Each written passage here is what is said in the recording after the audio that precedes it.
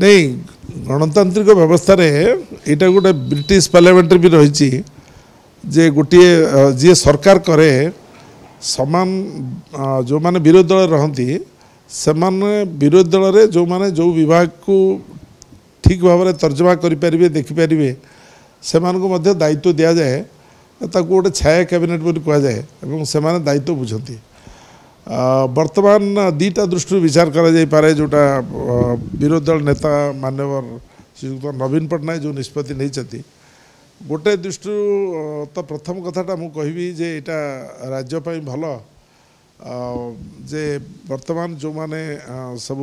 विधायक भाव में निर्वाचित होकर जो 51 जन विजु जनता दलर से माने निश्चित भाव में योग्यता अच्छी दक्षता अच्छी एवं तांको सबू जन जन की गोटे गोटे विभाग दायित्व दिखाई